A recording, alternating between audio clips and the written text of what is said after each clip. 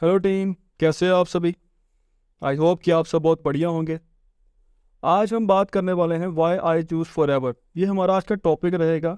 जब भी हम किसी नए पर्सन को बिजनेस बताते हैं तो उसके माइंड में सिर्फ एक क्वेश्चन आता है कि मैं फॉर एवर को चूज़ क्यों करूँ। तो हम उसके बाद क्या करते हैं, हम उसके ड्रीम के बारे में बातें करते हैं, उसको हम फॉर एवर के बारे में बताते हैं। बट कहीं ना कहीं हम एक चीज़ को पीछे छोड़ देते हैं जिस जिस चीज़ को बताना बहुत ज़्यादा इंपॉर्टेंट है, और उस चीज़ का नाम है डायरेक्ट सेलिंग। आप सबको पता है कि हमारी जो इंडस्ट्री है वो डायरेक्ट सेलिंग है। तो अगर मैं बात करूं, अगर यूनिवर्सिटी में, अगर बड़े बड़े कॉलेज में अगर कोई कोर्स लॉन्च हुआ है, कोई डिग्री लॉन्च हुई है, कोई डिप्लोमा लॉन्च हुआ है, तो वो डायरेक्ट सेलिंग का हुआ है। तो हमने क्या करना है, हमने उस पर्सन को डायरेक्ट सेलिंग के बारे में डीपली नॉलेज देनी है कि क्यों इसका आने वाले टाइम में फ्यूचर है, क्यों ये एक बहुत बड़ा चेंज लेकर आएगा हर एक पर्सन की लाइफ में। तो हमने उसको ये क्लियर करना है कि वाई डायरेक्ट सेलिंग। तो कहीं ना कहीं हम इसके उलट ही घूमते हैं, तो कहीं ना कहीं ये एक बहुत बड़ा रीज़न है कि लोग हमारी बात नहीं मानते। तो आज हम बात करने वाले हैं वाई डायरेक्ट सेलिंग के बारे में। इससे पहले मैं बात करूंगा कुछ प्रैक्टिकल बातें जो एक पर्सन के लिए बहुत इंपॉर्टेंट है। तो आपने बड़े ध्यान से इस ट्रेनिंग को लगाना है, डायरी पेन अपने साथ में रखें, क्योंकि ये जो नॉलेज है ये आपकी टीम के भी काम आएगी, और आपके भी अगर आपने लिखी होगी तो आपके बार बार काम आएगी। नहीं तो आपको बार बार इसको देखना पड़ेगा और आपको बातें याद करनी पड़ेंगी। तो सबसे पहले अगर हम बात करेंगे आज ESBI जो कैश फ्लो क्वाड्रेंट जो मॉडल है उसके बारे में बात करेंगे। तो रॉबर्ट टी के बारे में तो आप जानते ही हैं। ये वो पर्सन है जिन्होंने 21st सेंचुरी किताब लिखी है। 21st सेंचुरी किताब के बाद इन्होंने रिच डैड पुअर डैड, इनकी जो पहली किताब थी उसके बाद इन्होंने कैश फ्लो क्वाड्रेंट, ये इनकी बहुत ही अल्टीमेट बुक है। अगर आपके पास है तो आप उसको रीड ज़रूर करना, नहीं है तो आप उसको ज़रूर बाय करें, रीड ज़रूर करें। इसमें बहुत अच्छी प्रैक्टिकल नॉलेज है। तो ये एक वो पर्सन है जिन्होंने 47 ईयर की एज में अपने आप को फाइनेंशियली फ्री कर लिया था बिजनेस करने के बाद। तो अपने 16-17 साल की बिजनेस की जर्नी के बाद इन्होंने जब इस किताब को लिखा तो इन्होंने क्या किया, लोगों को 4 कैटेगरी में डिवाइड कर दिया। तो इनके अकॉर्डिंग पूरी दुनिया में 4 तरह के ही लोग हैं जो काम करते हैं, जो पैसा कमाते हैं, जिनके पैसा कमाने का जो तरीका है वो बिल्कुल अलग है। तो इनके अकॉर्डिंग सबसे पहला जो क्वाड्रेंट है जिसमें एम्प्लॉय आते हैं, और सेकंड में सेल्फ एम्प्लॉय आते हैं, और बिजनेस ओनर एंड इन्वेस्टर। तो अगर हम बात करें एम्प्लॉय की, तो आज के टाइम पे अगर हम बात करें तो सबसे बड़ी जो मार्केट है जो वो एम्प्लॉय से भरी हुई है। रीज़न क्या है? रीज़न यही है कि एक बच्चे को बचपन में ही तैयार किया जाता है कि एम्प्लॉय के लिए उसके माइंड में जॉब वर्ड को ऐसे घुसा दिया जाता है कि बचपन से बड़े होने तक उसके माइंड में सिर्फ एक ही ऑप्शन रहता है कि मैंने बड़े होकर मैंने जॉब करनी है। इसीलिए आज के टाइम पे लोग प्राइवेट हो चाहे गवर्नमेंट हो चाहे कोई कैसी भी जॉब हो, उनके माइंड में सिर्फ एक ही ऑप्शन, मैंने जॉब ही करनी है। उसके बाद जब एक बच्चा काफ़ी स्ट्रगल करने के बाद जॉब नहीं ढूंढ पाता, उसको जॉब नहीं मिलती, वो खुद को टर्न करता है जिस सेल्फ एम्प्लॉय में। अब सेल्फ एम्प्लॉय कौन होता है?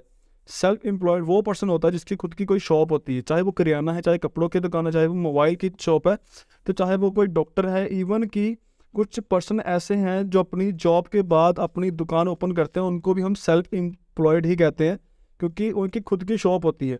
उसके बाद आता है बिजनेस कैटेगरी। अगर वो पर्सन अपने बिजनेस को एक्सपेंड करता है तो उसकी जो बिजनेस कैटेगरी है वो काफ़ी बड़ी होती है, तो उसको हम बिजनेस ओनर कहेंगे। और अगर वही पर्सन कल को बड़ी बड़ी प्रॉपर्टीज़ में इन्वेस्ट करता है, बड़ी बड़ी कंपनीज में, तो वो पर्सन इन्वेस्टर बनता है। तो आज हम पहले बात करने वाले हैं एम्प्लॉय और सेल्फ एम्प्लॉयड के बारे में। ये दो कैटेगरी हैं जो एक आम इंसान, एक नॉर्मल पर्सन चूज करता है, बट हम इनके ऑपोजिट आज बात करेंगे। एम्प्लॉय के ऑपोजिट क्या होगी? अनएम्प्लॉयमेंट। और सेल्फ एम्प्लॉय के ऑपोजिट क्या होगा वो मैं आपको आगे बताऊंगा। तो सबसे पहले आज हम बात करेंगे why unemployment is increasing in India day by day. एक बहुत बड़ा सवाल है हर एक पर्सन के लिए, हर एक यूथ के लिए, कि आज के टाइम पे इंडिया में अनएम्प्लॉयमेंट इतनी ज़्यादा क्यों बढ़ती जा रही है।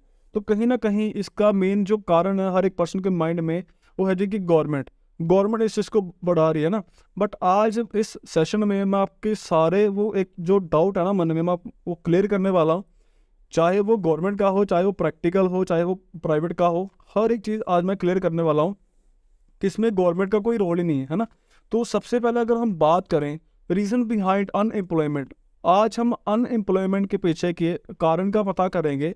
कि अगर आप गूगल करें, गूगल के ऊपर आप चेक कर सकते हैं how many college in India 2021 तक की अगर आप चेक करेंगे तो 45,000 डिग्री कॉलेज है हमारे पूरे इंडिया में, 1,000 यूनिवर्सिटी हैं और 1500 टॉप इंस्टीट्यूट हैं। आप यहीं से ही अंदाज़ा लगा सकते हैं कि कितने ज़्यादा कॉलेज हैं हमारे पूरे दुनिया में, पूरे इंडिया में, और उसमें कितने ज़्यादा बच्चे वहाँ पे पढ़ रहे हैं इस टाइम भी।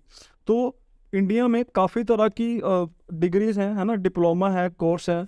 तो हर एक पर्सन यहाँ पे जो भी इस वीडियो को देख रहा है, जो भी इस सेशन को अटेंड कर रहा है, तो सबको पता है कि वो कोई ना कोई स्टडी कर रहा है। कोई बीए कर रहा होगा, कोई बीकॉम, कोई बीबीए, कोई एमबीए, कोई एमए कर रहा होगा।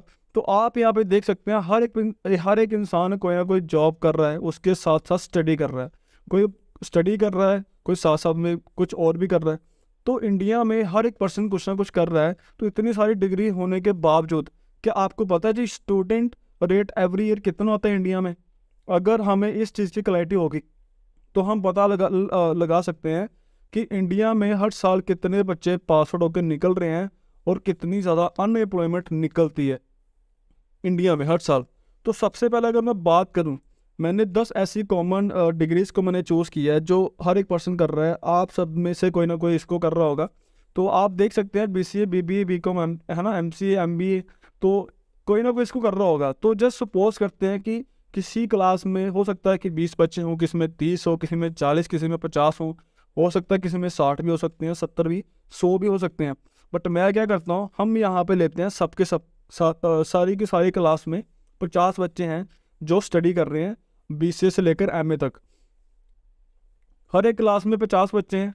तो इंडिया में कितने कॉलेज हैं? 45,000। अब ऐसा तो नहीं है ना कि एक कॉलेज में सिर्फ बीसीए ही हो रही है और दूसरे में बीबीए हो रही है, नहीं। हर कॉलेज में बीसीए से लेकर एमए तक हर तरह की डिग्री होती है और वहाँ पे हर तरह का स्टूडेंट जो है वो स्टडी कर रहा है। तो अगर हर क्लास में 50 बच्चे हैं तो 45,000 कॉलेज में इतने सारे जो बच्चे स्टडी कर रहे हैं हर अलग अलग तरह के, तो आप देख सकते हैं कि कितने बच्चे हो गए। एक क्लास में ही आप चेक कर लें 22.5 लाख बच्चे हैं। अगर मैं इसको 10 से मल्टीप्लाई कर दूं, जो मैंने 10 डिग्री में चूज़ करी है, तो 2,25,00,000 यहाँ पे बनते हैं। तो आप अंदाज़ा लगा सकते हैं कि 10 डिग्री में सिर्फ 2,25,00,000 बच्चे निकले हैं।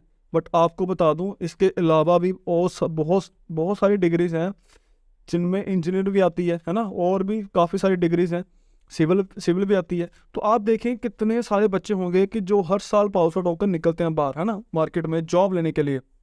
जैसे ही कोई फाइनल से पास आउट होकर निकलता है, वहाँ पे कोई और फाइनल में एंटर होता है।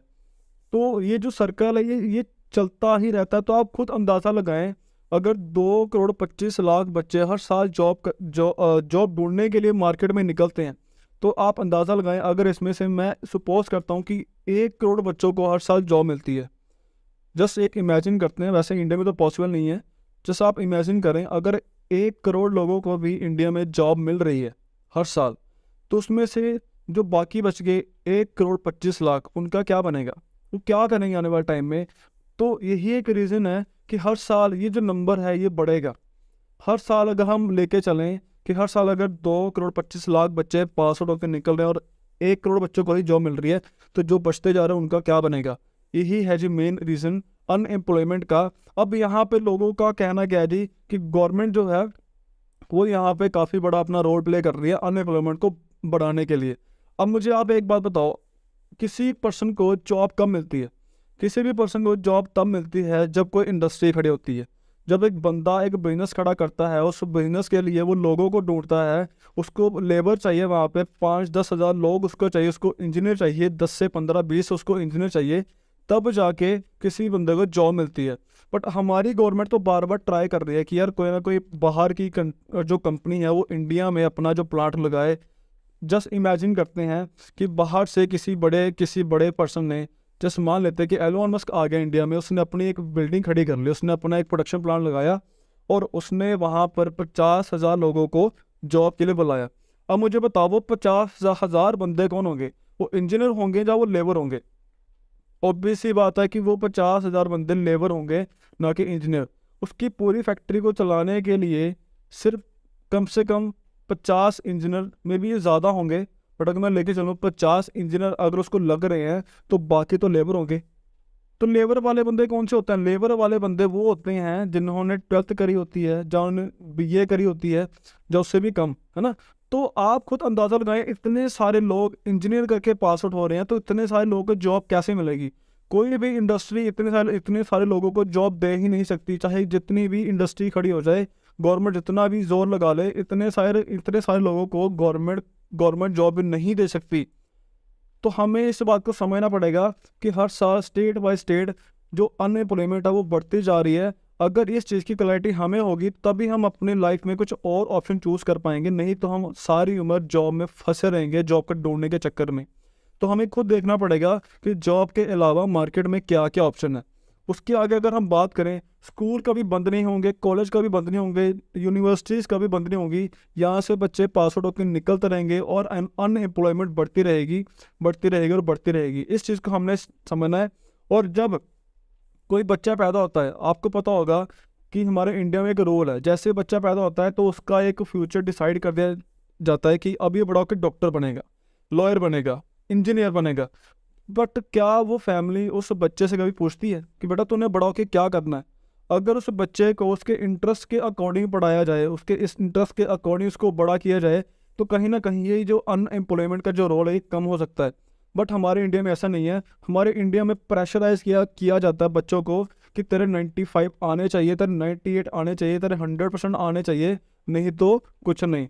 तो इसी प्रेशर के चक्कर में आज के टाइम पे बहुत सारे बच्चे बेरोजगार हो चुके हैं, क्योंकि जिस चीज़ में उनका इंटरेस्ट नहीं था उनको उनमें ज़बरदस्ती धकेला गया, और आज वो क्या कर रहे हैं, 8,000 की नौकरी में के लिए लगे MBA PhD। ये लोगों ने प्रेशर में करी है और उनको इस चीज़ के लिए कोई नॉलेज नहीं है, जस्ट उन्होंने अपनी फैमिली को दिखाने के लिए डिग्री करी हुई है। यही वो रीज़न है कि आज ये लोग 8,000 की नौकरी के लिए लाइन में लगे हुए हैं, क्योंकि जिन लोगों का इंटरेस्ट होता है वो ऐसी लाइन में नहीं लगते, वो ऑलरेडी किसी बड़ी कंपनी में जॉब कर रहे हैं। तो आगे अगर हम चलें तो भारत में हर साल बहुत सारे लोगों को जॉब गंवानी पड़ती है, क्योंकि आपको पता है कि अनएम्प्लॉयमेंट काफ़ी हो चुकी है। कोरोना के बाद भी काफ़ी सारे लोगों की जॉब गई है, मार्केट काफ़ी डाउन है। तो हमें ये चीज़ समझनी पड़ेगी कि जॉब आने वाले टाइम में नहीं मिलेगी, हमें खुद और जो रास्ते हमें वो देखने पड़ेंगे। मोदी सरकार बनाएगी डिजिटल स्कूल, नहीं होगी टीचर की ज़रूरत। जो लोग टीचर बनने की सोच रहे हैं तो आप यहीं से ही अंदाज़ा लगा लो कि आप जिस लाइन में जा रहे हैं उस लाइन में आने वाले टाइम में स्कोप नहीं होंगे। ऑलरेडी काफ़ी सारे ऑनलाइन प्लेटफॉर्म ने वो उनके लिए जॉब ख़त्म कर दी है। Central government to remove toll plaza from all national highway, ये न्यूज़ आपको पता ही होगा कि बहुत जल्दी डिजिटल टोल आने वाले हैं। डिजिटल जो चालान काटे जाते हैं वो लगने वाले हैं। चंडीगढ़ में लग चुके हैं, पंजाब में बहुत जल्दी लगने वाले हैं। और इससे भी क्या होगा, अनएम्प्लॉयमेंट बढ़ने वाली है, जहाँ से अनएम्प्लॉयमेंट का एक नया दौर शुरू होने वाला। आपको पता होगा इंडिया में कितने सारे टोल हैं। उसके बाद जब एक बच्चा काफ़ी सारी मेहनत करने के बाद, स्ट्रगल करने के बाद, जब उसको कुछ लाइफ में नहीं हासिल होता, जो पेरेंट्स की, जो अपनी फैमिली की डिज़ायर को वो पूरा करना चाहता है, उसके बाद वो बच्चे कर लेता है सुसाइड। ये हमारी सोसाइटी की एक सैड रियलिटी है। इसको हमें देखना पड़ेगा कि हर साल कितने बच्चे प्रेशराइज में, जब वो कुछ नहीं कर पाते, जब उनके वो ऊपर एक प्रेशर होता है कि तेरे 95% मार्क नहीं आए तो कुछ नहीं। यही एक रीज़न है कि इंडिया में कट ऑफ बहुत ज़्यादा हाई होती है। अब यहाँ पर बहुत सारे ऐसे लोग हैं जिनको ये नहीं पता होगा कि कट ऑफ क्या होती है। आज मैं आपको बताने वाला हूँ कट ऑफ क्या होती है। आपने देखा होगा न्यूज़ में आता है कि दिल्ली के इस स्कूल में 99.8% की कट ऑफ है। इसका मतलब क्या है? इसका मतलब ये है कि एक बंदे का स्कूल है, उस स्कूल में स्टूडेंट कितने चाहिए जी? सिर्फ 50। बट उस स्कूल में स्टूडेंट हैं वो जा रहे हैं 500 कि हमें एडमिशन चाहिए। तो स्कूल वहाँ पे परेशान हो गया कि यार मुझे तो 50 बच्चे चाहिए बट यहाँ पे 500 आ रहे हैं। फिर वो क्या करते हैं, फिर वो एक कट ऑफ निकालते हैं, कि परसेंटेज निकालते हैं कि अगर आपकी 98.99% है तभी आपको यहाँ पे एडमिशन मिलेगी, नहीं तो आपको एडमिशन नहीं मिलेगी। तो इस इतनी बड़ी कट ऑफ के चक्कर में बच्चों को प्रेशराइज किया जा रहा है। बच्चे इतना पढ़ रहे हैं, उनका मेंटल लेवल जो है वो काफ़ी वीक हो चुका है। और जब वो अपनी वो डिज़ायर परसेंटेज को नहीं हासिल कर पाते तो उनको लगता है कि इसके आगे मेरा फ्यूचर ख़त्म है, और वो लोग क्या करते हैं, वो सुसाइड कर लेते हैं। तो इस चीज़ से हमें बाहर निकलना पड़ेगा। हमें लोगों को इस तरीके से प्रैक्टिकल करना पड़ेगा, क्योंकि आज के टाइम पे लोग सिर्फ एक किताबी कीड़ा बन चुके हैं। उनके माइंड में कुछ प्रैक्टिकल थिंक है ही नहीं। उनको लगता है कि जॉब के आगे कुछ है ही नहीं। बट हमें कुछ और भी ऑप्शन देखने पड़ेंगे, नहीं तो क्या होगा, झाड़ू लगाने के नौकरी के लिए भी दौड़ना पड़ेगा। समझ रहे आप? तो आप यही से अंदाज़ा लगाओ बेरोजगारी दर में भारत एशिया में शीर्ष पर, भाई इंडिया टॉप पर है, वो भी बेरोजगारी के दम पर। ठीक है जी, इसको अगर कम लेके आना है तो आज हमें अपने माइंडसेट को थोड़ा सा चेंज करना पड़ेगा, नए ऑप्शन देखने पड़ेंगे। तो नए ऑप्शन दिखाने के लिए हमें पहले खुद क्लैरिटी होनी चाहिए कि किसी बंदे को बताना कैसे है। बेरोजगार होने के सिर्फ दो ही कारण है, या तो आप खाली घर पे बैठे हो, या तो आपकी मेहनत की दिशा गलत है। तो अगर किसी इंसान ने अपनी जो दिशा है वो चेंज कर ली तो उसकी जो दशा है वो बढ़िया हो सकती है, नहीं तो जैसा है वैसा ही रहेगा। सेकंड बात करते हैं, जॉब वाला मैंने आपको वहाँ पे मैंने क्लियर कर दिया है। सेकंड अभी बात करते हैं सेल्फ एम्प्लॉयड के बारे में। बहुत सारे लोग ऐसे सोचते हैं कि अगर हमें कल को जॉब नहीं मिली कोई दिक्कत नहीं, दुकान ओपन कर लेंगे, ये मार्केट ओपन कर लेंगे, यहाँ जाएंगे वहाँ जाएंगे। बट आज के टाइम पे एक ट्रेडिशनल बिजनेस जिसको हम दुकानदारी बोलते हैं, जिसको हम छोटी सी दुकान बोलते हैं, वो भी करना बहुत मुश्किल है। सिंपल सी बात है, आज के टाइम पे जो ज़मीन है, एक दुकान ओपन करनी है पहले हमें ज़मीन लेनी पड़ेगी। तो ज़मीन की कॉस्ट आप पहले मार्केट में पता करें कितनी है। एक दुकान की कीमत अगर मैं अपने एरिया में बात करें तो 35 से 40 लाख है। जस्ट एक दुकान के लिए अगर आपने जगह लेनी है तो उस जगह की कीमत अगर मैंने की थी, मैं आपको बता रहा हूँ, 35 लाख है। उसके बाद उसके ऊपर आपने बिल्डिंग खड़ी करनी है, वहाँ पर भी पैसा लगेगा। फिटिंग करवानी है आपने अपनी शॉप के अकॉर्डिंग कि मैंने वहाँ पे कपड़ा रखना है, मोबाइल रखना है, या राशन रखना है, कुछ भी, वो सारा होगा। उसके बाद आपको वहाँ पे प्रोडक्ट भी रखना पड़ेगा, क्योंकि खाली दुकान से काम नहीं चलेगा। आपको वहाँ पे 5, 10, 15, 20 लाख का वहाँ पे राशन डालना पड़ेगा, मोबाइल रखने पड़ेंगे, कपड़े रखने पड़ेंगे, तब जाके क्या होगा, आगे ग्राहक आएगा। फिर आपको वहाँ पे खुद सेल्समैन वाला काम भी करना पड़ेगा, लोगों के साथ आपको डील करनी पड़ेगी, बताना पड़ेगा कि मेरे पास क्या है क्या नहीं है। तो वो सारा कुछ आपको खुद ही करना पड़ेगा, ये आपको करना ही पड़ेगा। उसके बाद स्टॉक मेंटेनिंग, आपको देखना पड़ेगा कि मेरा कौन सा सामान कम हुआ है कौन सा नहीं। उसके बाद आपको एवरी मंथ स्टॉक रखना भी पड़ेगा, मंगवाना भी पड़ेगा। तो ये चीज़ आपने समझनी है कि कंपटीशन जो है वो मार्केट में काफ़ी ज़्यादा है। क्योंकि अगर आज आप सोच रहे हो कि मैं कपड़ों की दुकान ओपन करूंगा, तो मार्केट में कपड़ों की दुकान काफ़ी ऑलरेडी बहुत ज़्यादा है। अगर आपने राशन की दुकान ओपन करनी है तो मार्केट में बहुत ज़्यादा राशन की दुकान है। हर एक तरह की जो दुकान है मार्केट में वो ओपन हो चुकी है।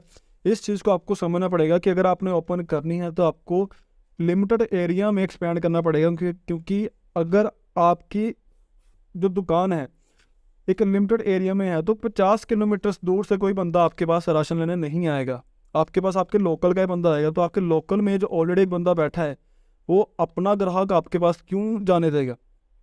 तो उस एरिया में आपको क्या करना पड़ेगा, एक रिस्क लेना पड़ेगा दुकान ओपन करने का, और वहाँ पर आपको लगेगा टू मच टाइम कंज्यूमिंग, बहुत सारा आपको टाइम लगेगा वहाँ पे। तो इस चीज़ को आपने अंडरस्टैंड करना है कि आज के टाइम पे एक छोटी दुकान भी करना बहुत मुश्किल हो चुका है। उसके फ़ायदे क्या हैं, अब चलो दुकान अगर आपने ओपन कर लिया उसके फ़ायदे क्या है वो मैं आपको बताने वाला हूँ। उसके फ़ायदे क्या है जी, आप खुद के बॉस होंगे वहाँ पे। क्या आपको लगता है आप वहाँ पे खुद के बॉस होंगे? जी नहीं, बिल्कुल नहीं। आप वहाँ पे खुद के बॉस नहीं होंगे, आप वहाँ पे एक सेल्फ एम्प्लॉय हैं। आपने अपने आप को काम पे रखा है।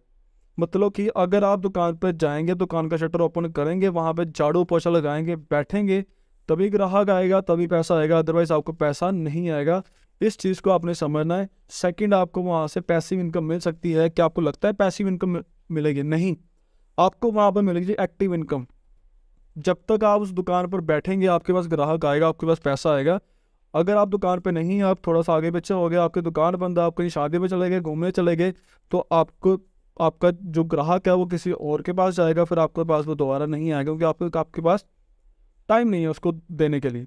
तो अगर आपने दुकानदारी करनी, आपको इतना सारा करना पड़ेगा, तो ये भी आज के टाइम पर लोग नहीं अफोर्ड कर पा रहे हैं, क्योंकि रिस्क बहुत है। तो उसके बाद अगर हम बात करें दुकानदारों की ही बात कर लेते हैं, 8 वर्ष में गायब हो जाएंगे मोहल्ले के दुकानदार। तो ऑनलाइन साइट्स ने ऑलरेडी दुकानदारों का काम काफ़ी ठप कर दिया। तो अगर आप इसके बारे में सोच रहे हो तो ये काफ़ी मुश्किल आज के टाइम पे। ऑनलाइन सिस्टम काफ़ी एडवांस हो रहा है, काफ़ी कुछ चेंज हो चुका है। तो हमें यहीं से ही खुद की क्लियरिटी करनी पड़ेगी कि कितना ज़्यादा दौर चेंज हो चुका है। हम 21st सेंचुरी हैं, तो अगर 21st सेंचुरी में ग्रो करना है तो 21st सेंचुरी के अकॉर्डिंग ही काम करना पड़ेगा। तो यहाँ पे अब ये जो क्वेश्चन है, वाई गवर्नमेंट वांट बिजनेसमैन। अब पहले जो अगर मैं बात करूँ, पहले 70-80 साल पहले का जो टाइम था वो एक बिजनेस का दौर था, क्योंकि उस टाइम पे लोग अपनी अपनी चीज़ें बेचा करते थे। अगर कोई मिट्टी के बर्तन बना के बेच रहा था, कोई अपना गेहूँ बेच रहा था, कोई दालें बेच रहा था, कोई चावल। फिर उसके बाद लोगों के माइंड में क्या आ गया, जॉब माइंडसेट आ गया तो लोग जॉब के पीछे भागे। बट अभी जो दौर है वो बिजनेस का आ चुका है फिर से। इसीलिए हमारी जो गवर्नमेंट है वो क्या बोल रही है कि हर एक पर्सन बिजनेस करे, बिजनेस करने में उसका भी फ़ायदा है और हमारा भी फ़ायदा है। फ़ायदा कैसे हम आपको बताने वाला हूँ एक स्टोरी के साथ। सबसे पहले यहाँ पे बात करते हैं फादर एंड सन की स्टोरी। एक बार एक आदमी था, उसके दो बेटे थे, एक था बेटा राम और एक था बेटा श्याम। तो दोनों बच्चे 18 साल के हो गए और बेटा राम ने क्या कर दिया, बेटा राम ने काम करना शुरू कर दिया और अपने पापा को पैसे देना शुरू कर दिया। और जो बेटा श्याम था वो हर चीज़ के लिए वो अपने पापा से पैसे मांग रहा था कि पापा मैंने रिचार्ज करवाना है, पापा मैंने बाइक में मैंने तेल डलवाना है, मैंने कपड़े लेने हैं, मैंने घूमने जाना है, मेरे को पैसे चाहिए यहाँ वहाँ। तो अब आप मुझे बताओ, बेटा राम पापा को पैसे दे रहा है और बेटा श्याम जो है वो पापा से पैसे मांग रहा है। आप बताओ पापा को कौन सा बच्चा ज़्यादा प्यारा होगा, बेटा राम या बेटा श्याम? कमेंट में ज़रूर बताना। तो यहाँ पर गवर्नमेंट के दो तरह के बेटे हैं। एक वो बेटे हैं जो गवर्नमेंट को टैक्स पे करते हैं। तो यहाँ पे क्या लिखा है, percentage of people paying income tax in India 2.5%। 2.5% जो लोग हैं जो इंडिया में टैक्स पे करते हैं वो इंडियन गवर्नमेंट के वो बेटा राम है। और 97.5% वो लोग हैं जो ना तो टैक्स भरते हैं, फिर वो बातें भी करते हैं, फिर वो जो इंडिया की जो जीडीपी ग्रोथ है उसके बारे में बातें भी करते हैं, वो बेटा श्याम है। तो आपने यहाँ पर चूज़ करना है कि आपने बेटा राम बनना है या आपने बेटा श्याम बनना है, बातें करने वाला बनना है या आपने काम करके उसको कमा के देने वाला बनना है। तो इंडिया में कुछ ऐसे लोग हैं जो हमारी गवर्नमेंट को ऐसे सपोर्ट करते हैं हर सिचुएशन में, चाहे कोरोना आ जाए, चाहे कोई भी और बड़ी प्रॉब्लम आ जाए। तो कुछ ऐसे लोग हैं जिनको बेटा राम का दर्जा मिला हुआ है। वो कौन से लोग हैं? वो ये लोग हैं अजीम प्रेम जी, ये विप्रो के ओनर हैं। इन्होंने लास्ट ईयर कितना डोनेशन दिया जी, 9,713 करोड़। आप जस्ट इमेजिन करें, 9,713 करोड़ इस बंदे ने डोनेशन दिया है। हो सकता है कि इस बंदे के कारण ही किसी के घर में फ्री राशन आया हो, फ्री गैस आई हो, फ्री बिजली दी हो, तो कुछ भी है ना, तो वो इनके पैसों से आ रहा है। उसके बाद ये जो पर्सन है इसने 1263 दिए हैं, HCL के ओनर हैं मुकेश अंबानी। लोग इनको गाली निकालते हैं बट कहीं ना कहीं इनके दिए गए पैसे से ही लोगों के घर में पता नहीं क्या क्या आ रहे हैं। बहुत सारे लोगों को पेंशन अगर आ रहे हैं वो इनके कारण ही आ रहे हैं, क्योंकि लोग हर साल डोनेशन देते हैं। टैक्स की बात नहीं कर रहा हूँ मैं, जस्ट इनके डोनेशन की बात कर रहा हूँ। टैक्स तो इनका लाखों करोड़ों में होता है, ये तो जस्ट इनका डोनेशन है। कोरोना में ये वो लोग हैं जो इंडियन गवर्नमेंट के साथ खड़े रहे और गवर्नमेंट ने इनका साथ लिया हर सिचुएशन में, क्योंकि उनके बेटा राम है। और ये सभी लोग क्या करते हैं, ये सभी लोग बिजनेस करते हैं, ये सभी लोग जॉब के पीछे नहीं भागे। इन लोगों ने अपने एक डायरेक्शन चूज़ करे बिजनेस की, और वहाँ पे क्या किया, इन्होंने अपना जोर लगाया, मेहनत करी, और आज ये खुद भी फाइनेंशियली फ्री हैं और गवर्नमेंट को भी सपोर्ट कर रहे हैं। इसीलिए गवर्नमेंट क्या बोल रही है कि अगर आप बिजनेस करेंगे कल को आप भी बढ़िया होंगे और आपके द्वारा हमारी जो सरकार वो भी बढ़िया चलेगी, देश काफ़ी बढ़िया चलेगा, देश में और कोई रोड़ा रप्पा नहीं होगा। तो इनके बारे में हर एक पर्सन जानता है। रतन ये वो पर्सनैलिटी है जो हर साल अपने 60% अपनी प्रॉपर्टी जो है वो दो जो ऐसे ही दान करते हैं गरीबों में। तो आप देख सकते हैं सभी लोग क्या करते हैं, सभी लोग बिजनेस करते हैं। तो इन्होंने कोरोना में गवर्नमेंट का साथ दिया हर एक चीज़ में। अब सबके घरों में राशन भी आ रहा है, आज भी आ रहा है, कईयों को फ्री बिजली आ रही है, कईयों के घर पे तो पेंशन भी आ रही है। अगर मैं लेके चलूँ कि अगर 10 करोड़ लोग एवरी मंथ पेंशन ले रहे हैं, अगर मैं 1500 रुपये अब लेके चलूँ, अगर 10 करोड़ लोग एवरी मंथ पेंशन ले रहे हैं तो 10 से आप मल्टीप्लाई करें, हर साल गवर्नमेंट 15,000 करोड़ लोगों को सिर्फ पेंशन दे रहे हैं। और पेंशन सिर्फ एक तरह की नहीं है, पेंशन बहुत तरह की है। बहुत सारे ऐसे लोग हैं जो गवर्नमेंट पेंशन ले रहे हैं, बहुत सारे ऐसे लोग हैं जो बुढ़ापा पेंशन ले रहे हैं, बहुत सारे ऐसे लोग हैं जो विधवा पेंशन भी ले रहे हैं, बहुत सारे ऐसे लोग हैं जो अलग अलग तरह की पेंशन ले रहे हैं। तो गवर्नमेंट इतना सारा पैसा कैसे दे रही है? अब कई बार क्या होता है, बाढ़ आती है, कई जगह पर नुकसान होता है, कई बार पुल गिरते हैं, कहीं पर ज़मीन काफ़ी ख़राब होती है, बड़े बड़े जो काम होते हैं वो गवर्नमेंट खुद करता है। वो गवर्नमेंट कहाँ से करता है? वो इनके पैसों से करती है, इनके टैक्स से और इनके दिए गए चैरिटी से। बट हम क्या करते हैं, हम वहाँ पे मांगने वाले हैं, है ना, हम सभी मांगने वाले कैटेगरी में आते हैं। तो इस कैटेगरी को छोड़ें और कुछ करने के बारे में सोचें, गवर्नमेंट को डेवलप करने के बारे में सोचें। उसके बारे में अगर बात करूँ next, your network is your net worth. ये जो आपने पीछे लोग देखे हैं, आज इनकी नेटवर्क इतनी बड़ी क्यों है? क्योंकि इनके पास एक नेटवर्क है। इन्होंने सोचा कि क्यों ना अपना नेटवर्क बड़ा करूँ, इस जॉब के पीछे नहीं भागे। अगर आप अपना नेटवर्क बड़ा करने के बारे में सोचेंगे तो कल को एक ऐसा टाइम आएगा कि आप इस बेटा नाम वाली कैटेगरी में आ सकते हैं। The richest people in the world look for and build people for network, everyone else look for job. तो आप नेटवर्क के लिए काम करें, ना कि जॉब के लिए। Why government promote direct selling industry, तो आप यहाँ पे चेक कर सकते हैं कि कर्नाटका यूनिवर्सिटी के MBA के चैप्टर में जो डायरेक्ट सेलिंग की जो क्लासेस है वो स्टार्ट हो चुकी हैं। ऐसे ही शोलिनी में दिल्ली यूनिवर्सिटी में स्टार्ट हो चुकी है। शोलिनी में अगर आप देख सकते हैं तो मैंने मार्क किया हुआ है, शोलिनी यूनिवर्सिटी हिमाचल की टॉप की यूनिवर्सिटी है, पूरे इंडिया में काफ़ी नंबर 3rd पर आती है। तो आप देख सकते हैं कि शोलिनी में डिप्लोमा जो स्टार्ट हुआ है डायरेक्ट सेलिंग का, ये 1 साल का है और इसकी पर सेमेस्टर की जो फीस है वो 75,000 है। मतलब कि जो चीज़ आपको डायरेक्ट सेलिंग जो इंडस्ट्री है वो आपको फ्री में सिखा रही है, यही इंडस्ट्री अगर आपने कॉलेज में जाके सीखने तो आपको 1.5 लाख रुपये पे करना पड़ेगा। तो डिसाइड आपने करना है। उसके बाद जो नेटवर्क मार्केटिंग है, मैंने आपको बताया कि दिल्ली यूनिवर्सिटी में भी स्टार्ट हो चुकी है। तो फ्यूचर ऑफ डायरेक्ट सेलिंग है क्या, क्यों उसके बारे में बार बार न्यूज़ में आ रहा है, तो आप गूगल कर सकते हैं। तो मैं आपको यहाँ पर भी बता रहा हूँ कि फिक्की एंड KPMG ये गवर्नमेंट की एक बॉडी है जो क्या करती है, डायरेक्ट सेलिंग इंडस्ट्री को हैंडल करती है। तो उन्होंने एक भविष्यवाणी की है कि आने वाले टाइम में 2025 तक जो है ये इंडस्ट्री 64,500 करोड़ की बनने वाली है और तकरीबन 2 करोड़ लोग अब तक इसमें इन्वॉल्व हो चुके हैं। बहुत जल्दी बहुत सारे लोग इसमें इन्वॉल्व होने वाले हैं और यहाँ पे गर्ल्स के लिए, वुमेंस के लिए एक गोल्डन टाइम है, क्योंकि यहाँ पर 60% जो काम करने वाले हैं वो गर्ल्स हैं, वो वुमेंस हैं। तो ये चीज़ आपने समझनी है, ये हर एक के लिए इक्वल है। उसके बाद मिस्टर अमिताभ गांधी एक IAS ऑफिसर हैं, इनकी वर्डिंग सुन लें। Direct selling profession are the doing very respectable profession, they are the economic driver of growth of India. मतलब कि आने वाले टाइम में अगर इंडिया की इकॉनमी को कोई बढ़ावा देगा तो वो डायरेक्ट सेलर होंगे, क्योंकि यही यहाँ से जितने भी लोगों ने ग्रो किया है उनके बारे में आपको आगे बताऊंगा और क्या क्या स्पेशलाइज इंडस्ट्री में वो भी आपको बताऊंगा। उसके बाद ये जो पर्सन है mister Anurag Thakur, member of लोक सभा, फाइनेंस एंड कॉर्पोरेट अफेयर के मिनिस्टर हैं ये। इनकी भी एक बहुत बड़ी स्पीच आई थी डायरेक्ट सेलिंग के ऊपर, नेट पे पड़ी है, यूट्यूब के ऊपर आप उसको रीड कर सकते हैं। उसके बाद अब अमीर जो बंदे होते हैं, जो अरबपति बंदे होते हैं, जो बिजनेसमैन होते हैं, तो उनकी वर्डिंग क्या है। एक बिजनेसमैन कभी अपने लिए काम नहीं करता, बिजनेसमैन हमेशा दूसरों के लिए काम करता। तो ओयो के मालिक की जो वर्डिंग है वो क्या है, समस्या को ढूंढो और उसका समाधान दो। हर एक बिजनेसमैन ने किसी ना किसी प्रॉब्लम को देखा, उस पर काम किया, उसको आगे सोल्यूशन दिया।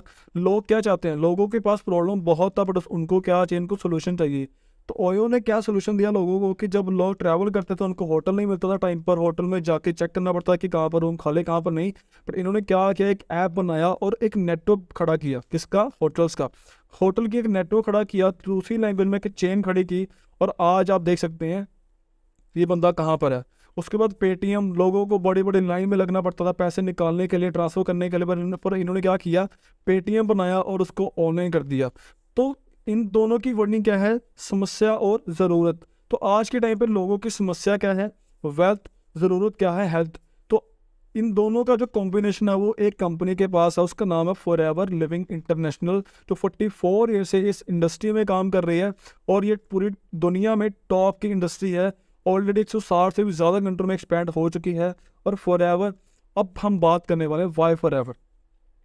दिल्ली यूनिवर्सिटी में, शोलिनी में इसकी जो स्टडी स्टार्ट हो चुकी है ये हम सबको पता है, बट इनमें जो किताबें पढ़ाई जा रही हैं उनमें किस कंपनी का नाम है जो टॉप पर है, उस कंपनी का नाम है फॉरएवर लिविंग प्रोडक्ट्स इंटरनेशनल। ये बहुत ही प्राउड वाली बात है हमारे लिए कि डायरेक्ट सेलिंग में जो कंपनी है वो हमारी है टॉप पर। उसके बाद फॉरएवर का एक ग्लोबली मार्केट प्लान है, मार्केट एक मैप है, आप देख सकते हैं पूरी दुनिया में ऑलरेडी एक्सपैंड कर चुकी है। उसके बाद अगर बात करूँ वाई फॉरएवर, ये है मेन पॉइंट फॉरएवर का। अगर आप फॉरएवर करते हैं तो यहाँ पर आपकी कौन कौन सी जो टेंशन है वो ख़त्म होती है। सबसे पहले फॉरएवर ने एक बिज़नेस करने का मौका दिया आपको। अगर आपने ज़ीरो से एक बिज़नेस स्टार्ट करना है तो आपको कुछ ना कुछ बनाना पड़ेगा, क्योंकि जब तक कुछ आगे बेचेंगे नहीं तो पैसा आएगा नहीं। तो बनाने के लिए कंपनी ने क्या लगाया जी, एलोवेरा। वो फील्ड जो है वो कंपनी के खुद के अपने हैं, हमने उसको नहीं खरीदना, उसकी देखभाल नहीं करनी, उसकी कल्टीवेशन नहीं करनी, उसको हमने साफ़ नहीं करना, उसको हमने स्टेबलाइज नहीं करना, टेस्टिंग नहीं करनी, फिलिंग नहीं करनी, सीलिंग नहीं करनी, पैकेजिंग नहीं करनी, पैलेटिंग नहीं करनी, शिपिंग एंड डिलीवर नहीं करना हमने।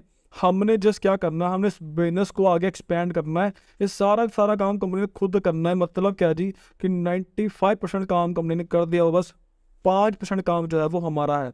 उसके बाद अगर बात करूँ, एक ये इतना यूज़र फ्रेंडली मार्केट प्लान है पूरी दुनिया में, जिसको यूज़ करने के बाद, जिसके ऊपर काम करने के बाद हर एक पर्सन ने यहाँ पर ग्रो किया है।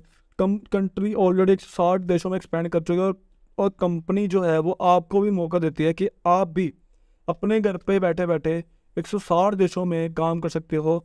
ऑनलाइन आप कर सकते हैं, अगर आपके पास जूम है तो आप ऑनलाइन करें, अगर आपकी इंग्लिश बेटर है किसी भी कंट्री में आप एक्सपेंड करें। यहाँ पर ज्वाइन करने का कोई फीस नहीं है, कोई स्टार्टर किट आपने बाय नहीं करनी, कोई रेन्यूअल फीस नहीं आपने लेनी, आपने कोई वेयर हाउस भी नहीं आपने लेना।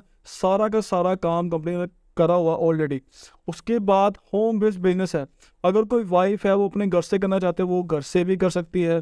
कोई स्टूडेंट है वो पढ़ रहा है साथ साथ में, वो घर से काम करना चाहता है वो घर से भी कर सकता है। उसके बाद basic training are free of cost, सारी की सारी ट्रेनिंग यहाँ पे फ्री मिलती है, कुछ भी यहाँ पे हम चार्ज नहीं करते हैं। Everybody can deal with directly with forever. हर एक पर्सन जो है वो फॉरएवर के साथ इक्वल ही है जुड़ा हुआ, जैसे आप, जैसे मैं, और भी बहुत सारे डिस्ट्रीब्यूटर हैं। इक्वल अपॉर्चुनिटी फॉर ऑल, सबके लिए इक्वल है, मार्केट में सबके लिए सेम है। जो हर एक चीज़ है कंपनी में वो हर एक पर्सन के लिए बिल्कुल सेम है। No reverse from your level, कभी भी आप अपने लेवल से पीछे नहीं जाएंगे, हमेशा आप आगे ही जाएंगे। और रॉयल्टी इनकम है यहाँ पे एक बहुत बड़ा प्लस पॉइंट है, क्योंकि रॉयल्टी इनकम इंडस्ट्री में किसी को नहीं मिलती, सिर्फ 2 लोगों को मिलती है, एक सिंगर को और एक राइटर को। बट फॉरएवर में आपको रॉयल्टी इनकम भी मिलती है। You can do business anywhere in the world. मैंने आपको पहले बताया कि आप पूरी दुनिया में कहीं पर भी आप इस बिजनेस को कर सकते हैं, आप घूमते घूमते भी इस बिजनेस को कर सकते हैं, इस बिजनेस की ब्यूटी है। उसके बाद business can be inherit by a family member. आपके बाद आपका जो बिजनेस है वो आपकी फैमिली का कोई भी पर्सन इनहेरिट कर सकता है। अगर आप सिंगल हो तो आपके बाद आपकी मदर, फादर, ब्रदर, भाई इनको जा सकता है। अगर आप मैरिड हो आपकी वाइफ को, आपके बच्चों को ये ऑलरेडी ट्रांसफ़र हो जाएगा ऑटोमेटिकली। उसके बाद अब आपके पास ड्रीम भी है और आपके पास एक ड्राइव भी है जो आपके वो ड्रीम को पूरा कर सकती है। तो फॉरएवर ने बहुत सारे लोगों को मौका दिया है जी अपनी ड्रीम पूरा करने का। तो आपका फ्यूचर यहाँ पे बिल्कुल सेफ है। अब जिन लोगों ने आज से अगर मैं बात करूँ, इंडिया में कंपनी को स्टार्ट हुए 23 साल हो चुके हैं, इस साल इसको 23 साल कंप्लीट हो जाएंगे। तो इंडिया में कंपनी को 23 साल हो चुके हैं। तो अब तक अगर मैं बात करूं जिन लोगों ने कंपनी के साथ काम किया पिछले 20 साल से, 23 साल से, पिछले 5 साल से, 8 साल से, आज वो लोग कहाँ पर ग्रो कर चुके हैं उनके बारे में आपको थोड़ा सा बताना चाहता हूँ। सुनील गुप्ता जी के बारे में आपको थोड़ा सा बताना चाहता हूँ। ये वो पर्सन है, जब कंपनी सन 2000 में इंडिया में लॉन्च हुई थी, ये वो फर्स्ट पर्सन है जिन्होंने कंपनी के साथ बिजनेस स्टार्ट किया था, और आज तक ही कंपनी के साथ काम कर रहे हैं। और अब तक का मैं आपको बताना चाहता हूँ 25 करोड़ से ज़्यादा ये कमा चुके हैं। ये बहुत ही प्राउड वाली बात है, और ये आज के टाइम में टोटली फ्री हैं। उसके बाद सौर्य सिन्हा जी हैं, 20 करोड़ से ज़्यादा कमा चुके हैं। मिस्टर मनदीप कंबोज जी हमारे ग्रेट मेंटोर हैं। इनके बारे में अगर आपको मैं थोड़ा सा बताना चाहूँ, ये वो पर्सनैलिटी जिन्होंने क्या किया थी, MBA करी, MBA में टॉप किया, टॉप करने के बाद एक बहुत बड़ी बड़ी MNC में काम किया। 10-12 साल जब इन्होंने काम किया, तो 10-12 साल काम करने के बाद इनके पास कॉर्पोरेट का एक्सपीरियंस भी था, और उस टाइम पर इनके पास आई जी एक फॉरएवर को जब इन्होंने देखा, अंडरस्टैंड किया, 6 मंथ प्रॉपर इसको अंडरस्टैंड किया, साथ साथ में जो फॉरएवर का जो अल्टीमेट न्यूट्रिशन है उसको यूज़ किया, रिजल्ट मिले। रिजल्ट मिलने के बाद एक डिसीज़न लिया कि अगर मैं लाइफ में बिजनेस करना चाहूँगा, इस कंपनी के साथ करना चाहूँगा। तो उस टाइम पे इन्होंने अपनी जॉब को क्विट किया। तो उस टाइम पे इनकी जो जॉब थी तकरीबन 1.5 लाख रुपए की थी। तो 1.5 लाख की सैलरी पर छोड़ना, इनकी वाइफ भी थी, इनके बच्चे भी थे उस टाइम के ऊपर, बट एक बहुत बड़ा डिसीजन लिया। बट आज इस इंडस्ट्री में इनको 12-13 साल हो चुके हैं, बहुत अच्छी पोस्ट के ऊपर काम कर रहे हैं। मंथली 10 लाख से ज़्यादा इनकी इनकम है, बहुत बड़ी टीम है, खुद भी काम है, वो अपनी टीम में बहुत सारे लोगों को भी इन्होंने कामयाब किया। इनकी टेस्टिमनी आप ज़रूर सुनना। उसके बाद पंकज गुप्ता सर है जी। Mandeep Kamboj sir corporate sector से थे, बट पंकज गुप्ता सर एक गवर्नमेंट सेक्टर से थे, कस्टम ऑफिसर थे। तो कस्टम ऑफिसर होते हैं तो इनकी सैलरी भी काफ़ी हाई होती है, तकरीबन 1 लाख को टच करते, बट इनकी जो लास्ट जो सैलरी थी वो 90,000 थी। तो 90,000 की सैलरी को करने के बाद फॉरएवर में आए थे। तो अब आज के टाइम पे अगर मैं बात करूँ, फॉरएवर में इनको 15 साल से ज़्यादा हो चुके हैं, बहुत अच्छी इनकम अर्न कर रहे हैं, करोड़पति यहाँ से बन चुके हैं, एक अच्छी हेल्दी लाइफ आज इनकी। उसके बाद अगर मैं बात करूँ टीम फायर के बारे में, तो टीम फायर एक ऐसा ग्रुप है जो सबसे पहले स्टार्ट हुआ था आज से 8-10 साल पहले। 8-10 साल पहले कुछ यंगस्टर ने इस टीम को स्टार्ट किया था, जिनकी एज महज ही 20, 21, 22, 23 साल की थी। तो उन्होंने डिसीज़न लिया था कि इस इंडस्ट्री में हम उन लोगों को मौका देंगे ग्रो करने के लिए, जिनमें एक तो जुनून काफ़ी होता है लाइफ में कुछ ग्रो करने का, और जिनमें एनर्जी काफ़ी होती है। तो इन्होंने यंगस्टर की टीम बनाई। तो मनप्रीत सिंह औजला सर, आज इनकी एज आई थिंक 28 ईयर की है, बट आज यहाँ पे इस बिजनेस में करोड़पति बन चुके हैं। जसप्रीत सर है, उसके बाद गुरिंदर सर हैं, ओंकार सर है। ये टीम फायर के कोर लीडर हैं, जो पूरी टीम को हैंडल करते हैं, कैसे सिखाना है, कैसे उनको आगे ग्रो करना है, उनको कौन कौन सी ट्रेनिंग देनी है, सारा ये देखते हैं। नवनीत सर है यहाँ पे, विशाल सोडी सर है, उसके बाद जसप्रीत सर हैं, सुरिंदर सिंह सर है। तो ये सारे पर्सन जो है ये फॉरएवर की टॉप की क्रीम है, और फॉरएवर इतना ज़्यादा ग्रो कर रहे हैं कि एवरी मंथ 1 लाख से भी ज़्यादा लोग हर सिंगल मंथ में ज्वाइन कर रहे हैं। और ये वो लोग नहीं हैं जो सिर्फ और सिर्फ फॉर्म को फिलअप करते हैं और ज्वाइन करते हैं, नहीं, ये वो लोग हैं जो फॉर्म फिलअप करने के बाद डिसीज़न लेते हैं और 2 सीसी का बिजनेस जो है उसको डन करने के बाद अपना जो बिजनेस है वो स्टार्ट करते हैं। ये वो लोग हैं, और यही वो लोग हैं जिन्होंने ये सारी की सारी जो प्रैक्टिकल थी उनको क्लियर किया। क्लियर करने के बाद उन्होंने डिसीज़न लिया था। तो आपने भी सेम ऐसे ही डिसीज़न लेना है। If you want to work fast, अगर आपने तेज चलना है तो आप अकेले चलें, बट अगर आपने दूर जाना है, लंबा जाना है, तो आप क्या करें, आप एक साथ चलें, क्योंकि team work is dream work. अगर आपने अपने ड्रीम पूरे करने आपको टीम में काम करना पड़ेगा, तो फॉरएवर आपको टीम वर्क करने का मौका देती है। तो आई होप कि आज की इस ट्रेनिंग में आपने बहुत कुछ बातें आपने नहीं सीखी होंगी। जो आपने सीखा है वो आप कमेंट में ज़रूर बताएं। इस नॉलेज को आगे अपनी टीम के साथ शेयर करें। तो अगर आपने फर्स्ट टाइम इस वीडियो को देखा है तो डिसीजन लें, स्टार्ट करें, नेटवर्क बिल्ड करें, दूसरों को भी मौका दे ग्रो करने का, और खुद भी ग्रो करें। तो आज के लिए इतना ही। मेरी तरफ से all the best. Next training में जल्दी मिलेंगे।